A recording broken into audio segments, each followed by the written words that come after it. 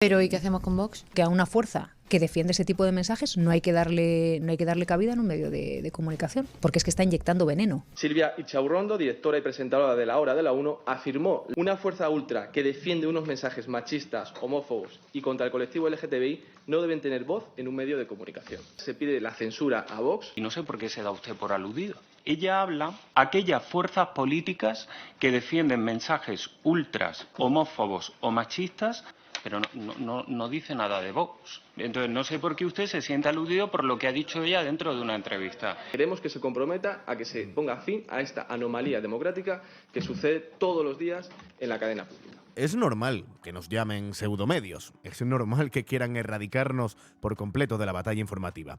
Es normal que nos tengan miedo, porque después de lo que vais a ver a continuación, comprobaréis que en lugares como este podéis verificar que los verdaderos pseudomedios son aquellos que nos llaman pseudomedios. Un pseudomedio supuestamente es el que tergiversa, desinforma a base de bulos y demás. Así que la cadena pública es el pseudomedio de comunicación menos rentable económicamente del país. 30 millones en pérdidas. Eso no es nada, chiqui. Este tema empieza a raíz de las declaraciones de la presentadora estrella de la televisión sanchista Silvia Ichaurrondo, quien afirmaba que Vox debe ser censurado en la cadena pública. Pues en la Comisión de Control de Radiotelevisión Española en el Senado español, Vox se lanzaba contra el presidente de la corporación, José Pablo López, por estas declaraciones de la presentadora. La respuesta del presidente deja de manifiesto la gran mentira en la que se sustenta la cadena pública. Ven a descubrir tú mismo cómo te engañan utilizando tu dinero. Suscríbete al canal para más vídeos, dale al botón de me gusta que me ayuda muchísimo con el canal y comenta si crees que es posible una cadena pública, plural y neutral. Gracias, presidente. Señor López, usted en varias ocasiones ha afirmado que quiere que Radio Televisión Española sea una televisión plural. Lo ha afirmado en esta comisión y también por escrito. Sin embargo, una parte importante de los españoles no están notando que Radio Televisión Española sea una televisión más plural desde que usted es presidente. Quizá lo puedan pensar los votantes del Partido Socialista, los votantes de Sumar y de Podemos, incluso los votantes del Partido Popular, pero no así los votantes de Vox. Hay 3 millones de españoles que comprenden y comparten las ideas de Vox, pero sin embargo cuando ven las tertulias de Radio Televisión Española no ven a ningún tertuliano que comprenda las opiniones de Vox. Parece difícil que ustedes no encuentren a nadie en España que comprenda las ideas de Vox cuando hay 3 millones de personas que sí que lo hacen. Vox es la tercera fuerza política de España, pero curiosamente en la televisión pública es como si no existiese. O como si nadie votase a Vox, cuando hay 3 millones de personas que lo hacen, que pagan impuestos y que son financiadores forzosos de Radio Televisión Española. Obviamente esto no es una coincidencia o un despiste de los responsables que gestionan a los invitados de los programas de Radio Televisión Española. Silvia Ichaurrondo, directora y presentadora de La Hora de la 1, afirmó hace 2 semanas en el diario.es lo siguiente, refiriéndose a Vox. Una fuerza ultra que defiende unos mensajes machistas, homófobos y contra el colectivo LGTBI no deben tener voz en un medio de comunicación. Estas declaraciones podrían quedarse en una anécdota o en una opinión aislada si no fuese porque es directora y presentadora de uno de los programas principales de la 1. Y en segundo lugar, porque no es la única que lo piensa. El sindicato Comisiones Obreras de Radio Televisión Española ha publicado hasta 5 hojas sindicales pidiendo censurar a Vox. Se las he traído porque se publicaron antes de que usted fuese presidente y a lo mejor no las ha visto.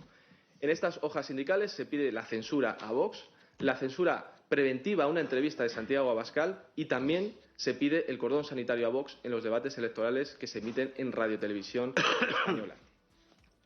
Y ahora queremos saber su opinión como director de Radio Televisión Española. Y además le exigimos que se comprometa hoy a poner fin a esta anomalía democrática que implica que no se está dando espacio a las personas que opinan como Vox, que comprenden a Vox en los programas de Radio Televisión Española. Queremos que se comprometa a que se ponga fin a esta anomalía democrática que sucede todos los días en la cadena pública. La democracia, amigos, realmente peligra cuando un espectro político el cual gobierna ahora mismo en nuestro país se ve con la capacidad, con la autoridad de poder censurar a otro espectro político por opinar diferente, acusándolo falsamente de racismo, xenofobia, machismo, fascismo y demás. ahí es cuando realmente peligra nuestra democracia. No es que es muy fácil, tenemos que censurar a esta gente porque son unos racistas, porque su discurso es xenófobo, porque su discurso es fascista, cuando no lo es. Cuando no lo es, y todos lo sabemos, y todos tenemos oídos, y todos tenemos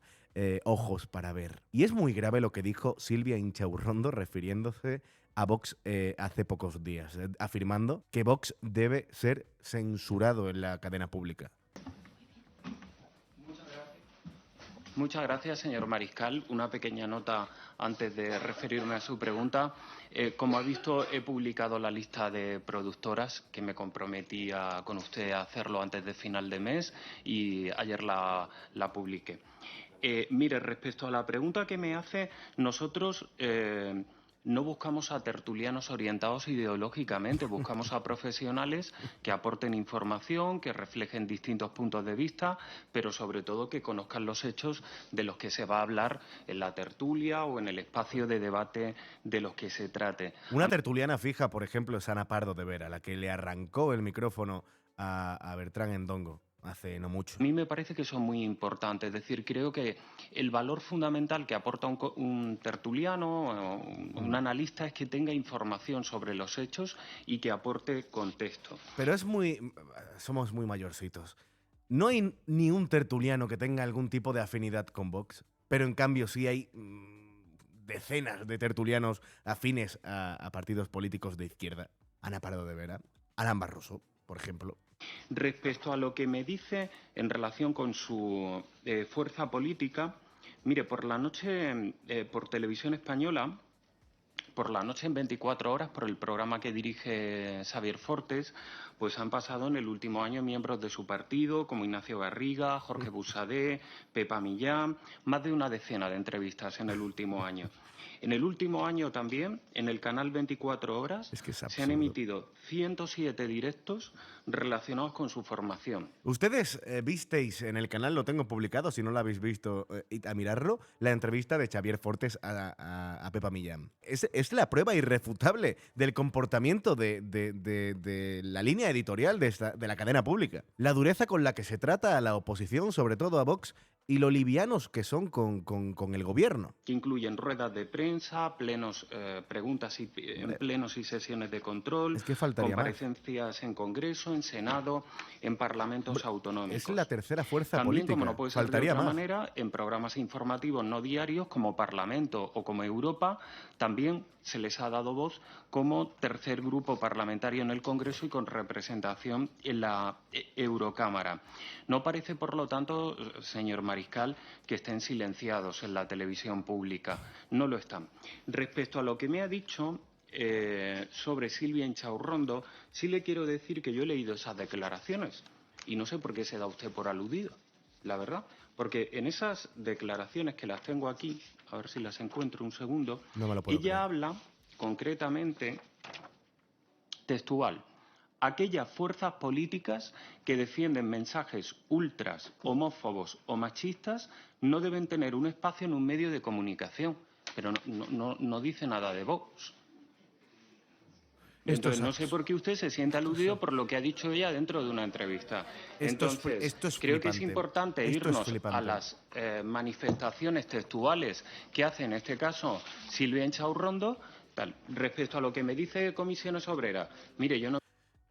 Señores, tenemos a un presidente de Radiotelevisión Española desinformando a la opinión pública, desinformando completamente. Estos que luchan contra los pseudomedios de comunicación. Este es el presidente de Radiotelevisión Española y os voy a demostrar que miente, que está tergiversando la información. Estoy que no me lo creo. No sabéis lo afortunados que sois de poder ver esto, porque esto después no lo vas a ver en ningún medio de comunicación, estas declaraciones. No vais a poder ver, vais a poder observar, analizar, comprobar, porque lo habéis escuchado, cómo el presidente de Radiotelevisión Española miente a los españoles, desinforma, tergiversa unas declaraciones de Silvia Inchaurrondo que clarísimamente van dirigidas hacia un espectro político, hacia un partido político en concreto. Y lo voy a demostrar. Os voy a demostrar cómo este señor, presidente de Radio Televisión Española, desinforma a la opinión pública. Lo peor de todo es que aquí tenemos a eldiario.es, a El Plural, afirmando que ha sido un zasca tremendo del presidente de Radio Televisión Española a Mariscal. Pero es que, amigos, esto es lo que dice Silvia Inchaurrondo de Vox. Pero ¿y qué hacemos con Vox? Pues yo creo que a una fuerza que defiende ese tipo de mensajes no hay que darle cabida en un medio de comunicación. Claro. Claro, pero te dirán, la televisión pública Ya lo ha son la votado. tercera fuerza en el Parlamento, pues claro, habrá que darles voz porque hay muchos votantes que les han Por dado eso, la por eso razón. digo que esa es mi opinión. Ya. Mi opinión es que una fuerza ultra que defiende unos mensajes machistas, homófobos y contra el colectivo LGTBI no debe tener voz en un medio de comunicación. Porque Yo no entiendo cómo en Vox se pueden dar por aludidos después de las declaraciones de Silvia Inchaurrondo. Esta es la televisión pública española que tenemos a día de hoy, amigos. Y es la que vamos a tener siempre, una televisión pública al servicio de todo aquel que esté gobernando. Una televisión pública que no representa a la pluralidad nacional, esa pluralidad de la que tanto hablan siempre desde la izquierda. Es una absoluta vergüenza que tengamos a una tía, porque no quiero llamarla ni periodista, que esté presentando el programa matinal de Televisión Española. Es una vergüenza. Una periodista, entre comillas periodista, que afirma que la tercera fuerza política de nuestro país no debería tener voz en la cadena pública. Además de un presidente que tergiversa esas declaraciones de Silvia Inchaurrondo asegurando que no se dirigía hacia Vox. Muchas gracias, presidente. Gracias, señor López. Es la primera vez que tengo ocasión de preguntarle. Y mire, al hilo de lo que usted comentaba, vamos a hablar de presupuestos. La semana pasada, nuestro grupo le preguntaba por el agujero económico que se ha generado en Radio Televisión, por el que usted ha pedido un rescate de 30 millones y por el que además recibió una partida adicional de 100 millones. Pero parece ser que el agujero era poco y estos días nos hemos enterado de que se ha abierto una nueva partida presupuestaria, nada menos que de 28 millones de euros para la contratación de una agencia de viajes especializada que se encargará de gestionar los viajes y desplazamientos para un periodo de 2 años con posibilidad de prórroga. Como esto tampoco era poco, pues a esta se ha sumado otra partida más de 19 millones de euros para el servicio de evolución y mantenimiento de aplicaciones corporativas. Esto era poco y entonces ustedes se han pasado con el señor Broncano y hay que añadir una multa de 1 millón de euros que les va a caer por incumplir el contrato con Loterías del Estado.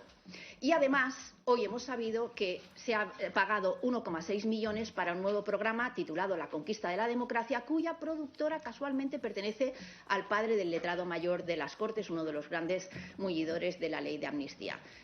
Extras en total 50 millones, señor López. Un agujero no, esto ya es un socavón que va a cargo del bolsillo de todos los españoles. Teniendo en cuenta que Radio Televisión Española tiene casi 6.000 empleados, más de 6.000 empleados y que entre ellos hay 190 directivos, ¿a dónde van a viajar? ¿Nos lo cuenta?